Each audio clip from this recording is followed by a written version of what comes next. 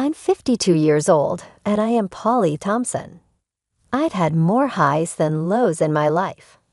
However, allow me to begin at the outset. Soon after I graduated from college, I was married to David, my college love. We were infatuated, youthful, and full of ambition. My professional goal was to become a financial advisor with a focus on the securities market. Ever the enterprising man, David opened his own cookie factory. We were doing well in our careers, but there was a gap in our personal lives that we were unable to bridge.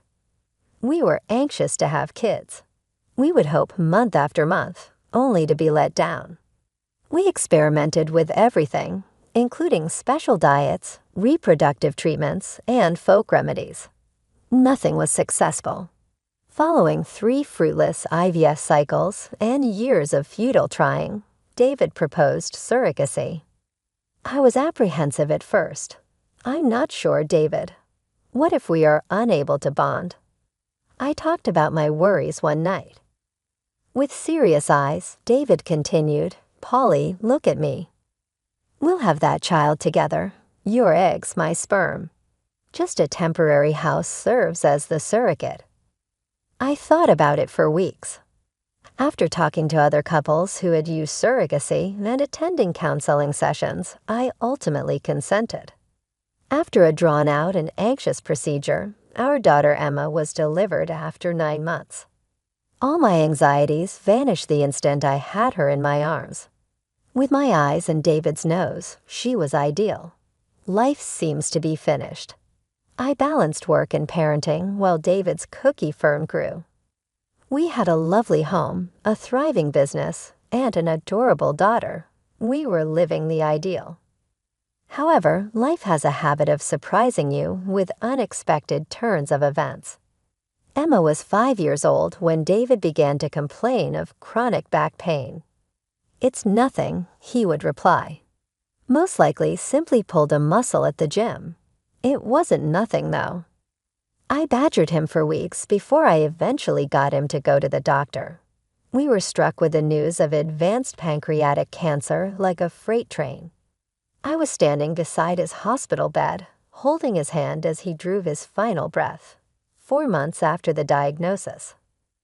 Emma was soundly dozing in the waiting area, completely oblivious to the fact that her entire world was about to alter. The road to healing was difficult and drawn out. I went to counseling, joined widows' support groups, and slowly, oh so slowly, I began to heal. That's when I made a choice that would once again alter the path of our lives. I chose to assume control of David's cookie factory. I immersed myself into the company, studying supply chains, food laws, and cookie making as much as I could. Although it was draining, it offered me a feeling of direction that I had been missing since David's passing. One afternoon, my helper Jake said, "Miss Thompson, the new chocolate chip supplier is online too." With a sigh, I looked at the time. I hadn't seen Emma all day, and it was now past 6. After gathering my belongings, I said, "Tell them I'll call back tomorrow." Guilt stung me as I drove home. Emma was spending more and more time with her babysitter, Maria, while I was working more hours than ever before. Emma raced to me as soon as I went through the door, her face beaming. "You're home early, Mama." I sketched an image of us at the park. My heart fell. If 7 p.m. was early, I was not performing my job well. She led me to the kitchen table, where her pieces of art were laid out. The illustration included 2 stick figures, one large and one little, encircled by trees and a happy-looking sun. "It's stunning, Emma," I remarked as I looked at the image. "However, why are we apart?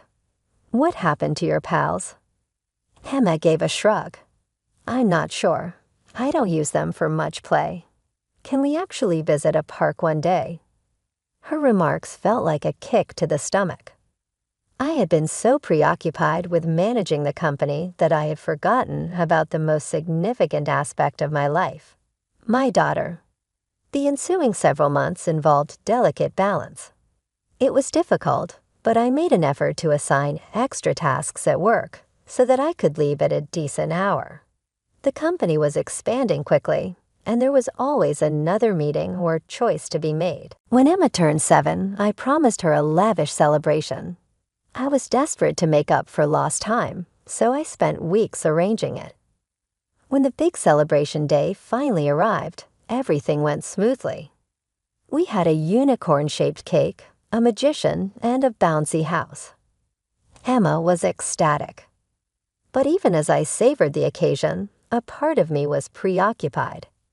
My phone kept beeping in my pocket with emails on possible new business and inquiries regarding the production plan for the next week.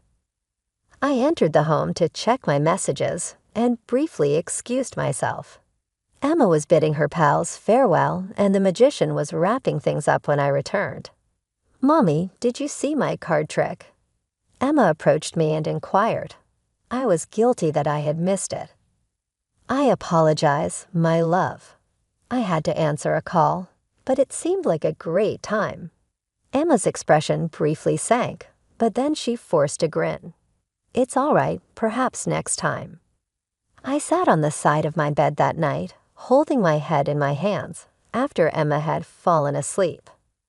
I was letting myself down, as well as David's memory and our kid. There has to be a change. I could not continue to live this way, alternating between my family and my career.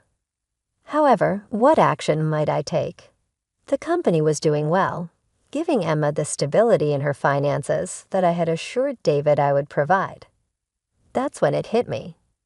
I didn't need to choose between the business and Emma. I needed to find a way to have both. A way to honor David's legacy while still being present for our daughter. The solution came to me during a late-night brainstorming session.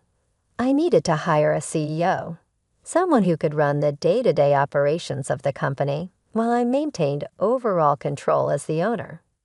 It wasn't an easy decision, but I knew it was necessary for both the business and my family.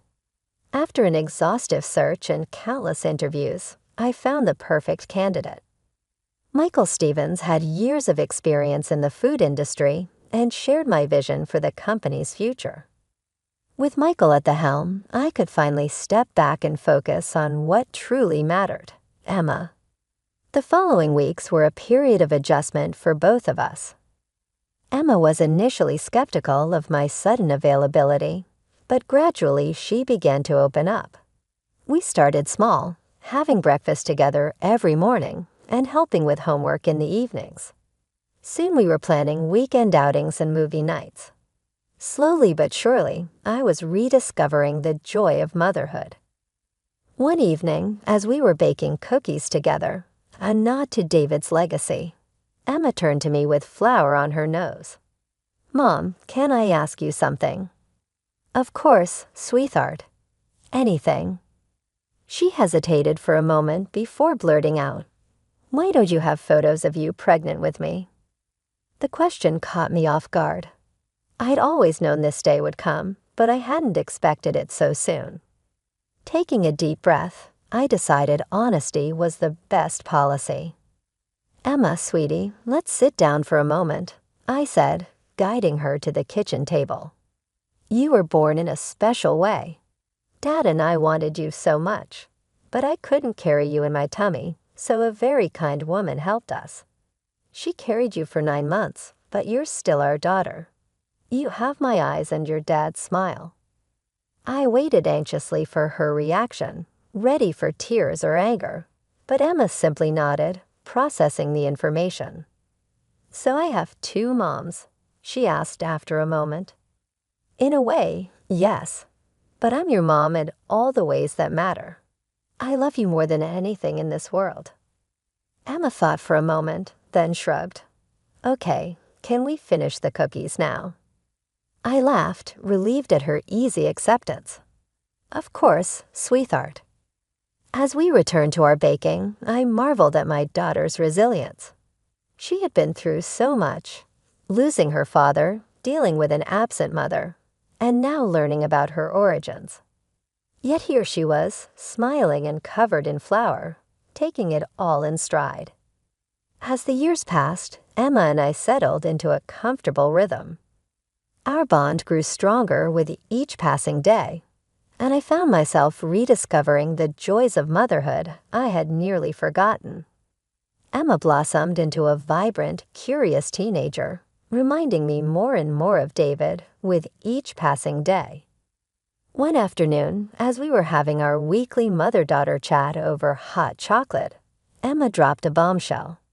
"Mom, I've been thinking about my future," she said, stirring her drink pensively. I nodded encouragingly.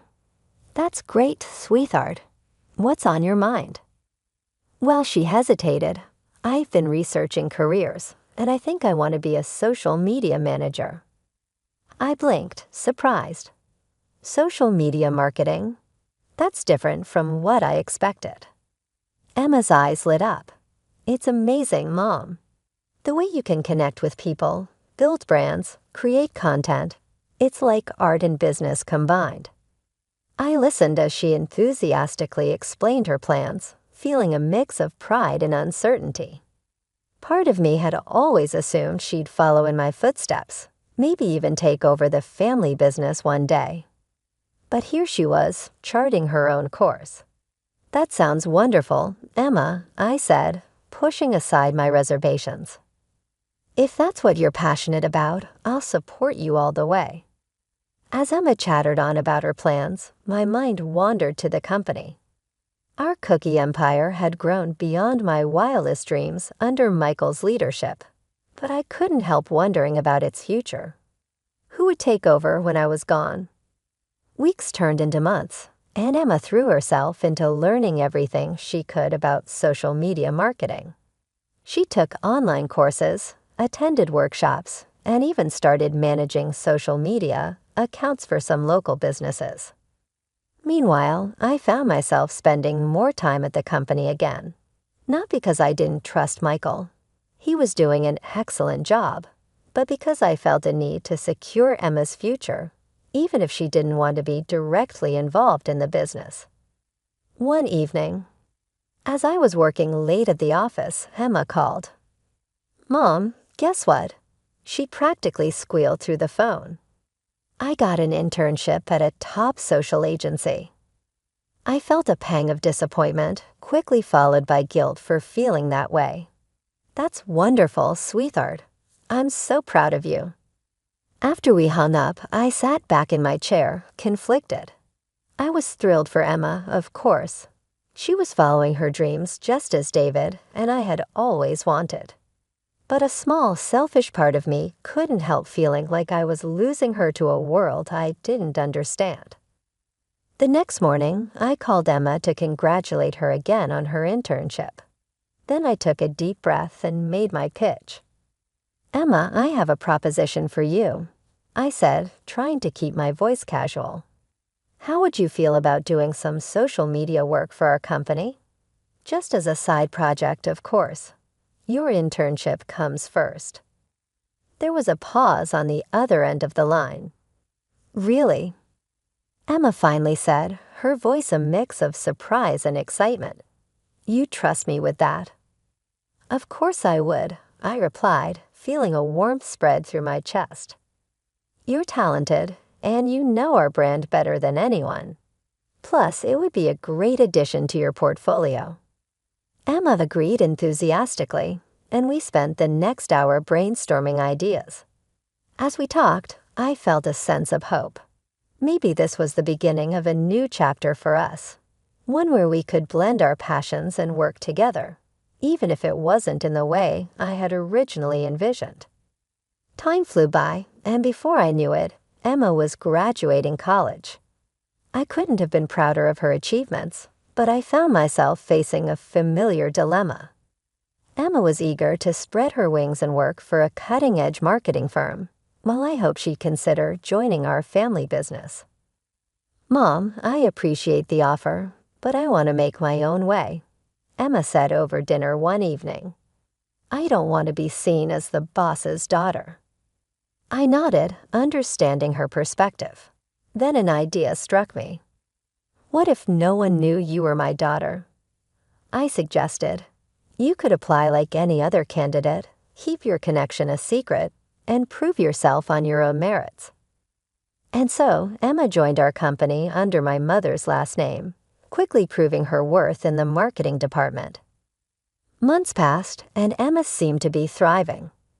Then one day, I received an unexpected call. Mom's voice was filled with excitement. "I've met someone. He works here at the company. He's the deputy director at head office. I really like him." My heart swelled with joy. After everything we've been through, Emma deserved happiness. "That's wonderful, sweetheart. I can't wait to meet him." However, life had other plans. My mother suddenly fell ill, and I found myself shuttling between the office and her house on the outskirts of town, trying to balance work and family once again. Despite the stress, Emma was eager for me to meet her new boyfriend. "Why don't you both come to Grandma's house?" I suggested. "We can have dinner together." The day arrived, and I welcomed Emma and her boyfriend, James, into my mother's modest home. James was indeed handsome and well-mannered, greeting me with a firm handshake and a charming smile. As we sat down to dinner, I poured wine for everyone, hoping to create a relaxed atmosphere. James took a few sips and began to open up. "Polly," he said, his eyes surveying the room, "I must say, you've done a remarkable job raising Emma, especially as a single mother." I smiled politely, noticing the hint of condescension in his tone. "Emma is quite the catch," James went on, his voice taking on a patronizing tone. "She's really won the lottery with me, if I do say so myself. I can provide her with opportunities she's never dreamed of." I glanced at Emma, seeing discomfort flicker across her face, but she remained silent. I decided to play along, not revealing that this was my mother's home, not mine. After James and Emma left, I sat Emma down for a serious conversation. "Honey," I began gently, I couldn't help but notice James's behavior tonight. "Don't you think he came across as a bit arrogant?" Emma sighed, running a hand through her hair. "I know, Mom. He can be a little full of himself sometimes, but he's really sweet when we're alone. Can't you give him another chance?" I looked into my daughter's pleading eyes, remembering my own youth and the mistakes I'd made. "All right," I conceded.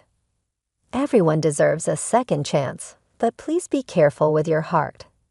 6 months flew by in a whirlwind of emotions and events. I had hoped that James would prove me wrong, that he'd show himself to be worthy of Emma's love. But life, as I've learned, rarely goes according to plan.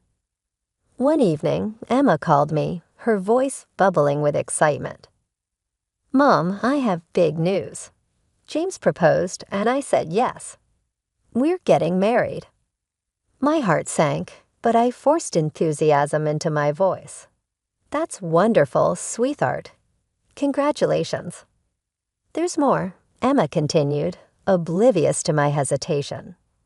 "We're having dinner with James's parents this weekend. They want to meet you." I knew I couldn't refuse, of course. "I'd love to meet them."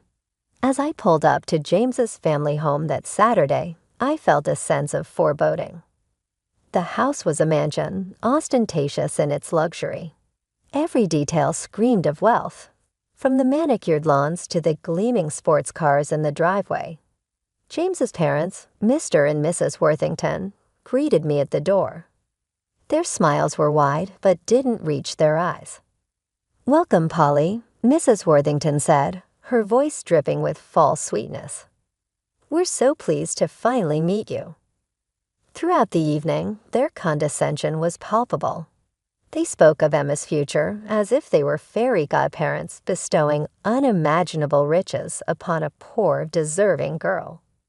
"We're not prejudiced people," Mr. Worthington declared over dinner. "We're happy to welcome Emma into our family despite certain circumstances." I raised an eyebrow. "Circumstances?" Mrs. Worthington leaned forward, her voice lowered as if sharing a secret. "We know about Emma's origins, the surrogacy, your single motherhood, your financial situation. She glanced around, as if the modest furnishings of my mother's home had somehow followed me here. We want you to understand, she continued, that while we're generous people, we won't be extending financial help to you. This is about Emma's future, not yours. As the evening wore on, I decided to play along, curious to see how far they'd go. I nodded meekly, playing the part of a grateful poor relative. James, emboldened by wine and his parents' approval, began to boast about his work at our company. The boss is such a fool, he laughed. So trusting. If I were in charge, I could siphon off millions without anyone noticing. My blood ran cold, but I kept my face neutral. That's my boy, Mr. Worthington chuckled. I've been doing the same at my company for years. While the owners are off on their yachts, I'm lining my pockets. He gestured around the opulent room. You think you get all this by playing by the rules? Impossible. I sat there, nodding and smiling, my stomach turning with disgust. These were the people my daughter wanted to marry into. This was the man she thought she loved. As the evening wore on, I decided to probe a little further. Turning to Mr. Worthington, I asked innocently, "Where exactly do you work, sir? Your job sounds fascinating." Mr. Worthington puffed up with pride. I'm the Senior Vice President of Operations at Global Tech Industries, he boasted, naming a company I knew all too well. I smiled to myself, a plan forming in my mind. How interesting. Would anyone like some tea? I asked. Oh, yes, please. Mrs. Worthington nodded, rising from her seat. Of course, allow me. She returned moments later with an ornate tea set, pouring steaming fragrant tea into delicate china cups for her family and Emma. Then she turned to me with a smirk, placing a plastic cup and a cheap tea bag before me. I assume this is more familiar to you, she said, her voice dripping with condescension. Best not to get ideas above your station. As the others sipped their tea and nibbled on exquisite pastries, Mrs. Worthington pointedly avoided offering me any dessert. I'm sure you understand, she simpered. Beggars can't be choosers after all. I saw Emma's face contorted with anger and hurt. She stood abruptly, her chair scraping against the floor. Mom, I think we should leave. I won't sit here and watch you be disrespected like this. I nodded, rising to my feet. You're right, dear. But before we go, there's something I need to do. I pulled out my phone and dialed a number, putting it on speaker. Hello, Richard. It's Polly Thompson. Polly, what a pleasant surprise. How can I help you? A jovial voice answered. I'm sitting here with Mr. Worthington, who claims to be your Senior VP of Operations. Could you confirm that for me? Of course. Polly, Thomas Worthington's been with us for 15 years. Is everything all right? I took a deep breath. Not exactly. Richard, I'm afraid I've just overheard Mr. Worthington bragging about embezzling funds from your company. The room fell silent. Mr. Worthington's face was drained of color. Richard's voice turned cold. Is that so? Well, Thomas, consider yourself fired. Expect a full investigation and legal action to follow. As I ended the call, I turned to James. As for you, James, you're also terminated from your position at Thompson Cookies, effective immediately. Thank you for highlighting the need for stricter background checks and oversight in our hiring process. The Worthingtons stared at me, slack-jawed. Mrs. Worthington found her voice first. Tell you what is the meaning of this. Who are you? I stood tall, my voice firm. I am Polly Thompson, CEO and owner of Thompson Cookies, the company your son works for, or rather, used to work for. I took over after my late husband's death and grew it into the success it is today. I stepped back to focus on raising my daughter, but I never stopped being involved. The change in their demeanor was instant and nauseating. Mr. Worthington and James fell to their knees, pleading for forgiveness, their earlier arrogance replaced by pathetic grins. Emma and I exchanged a look of disgust. Without another word, we turned and walked out of the house, leaving behind the sounds of desperate apologies and recriminations. The weeks following that fateful dinner were a whirlwind of activity. I ordered a comprehensive audit of all our financial records, focusing particularly on James's department. As I suspected, the results were damning. James had been siphoning off funds for months, cleverly disguising his theft as legitimate business expenses. I didn't take long to bring fraud and embezzlement cases against James. Despite the fact that the evidence was stacked against him, we won the fierce court struggle. I was delighted to hear the judge's decision. The defendant is ordered to repay all stolen funds with interest and pay Thompson Cookies punitive damages. Moreover, he will not be permitted to occupy any senior management posts going forward. Emma let out a big sigh as we exited the courthouse. It's finished. It truly is over. I felt a burden go off my shoulders as I nodded. Indeed, it is. We are currently rebuilding. Emma and I devoted the following few months to revitalizing the business.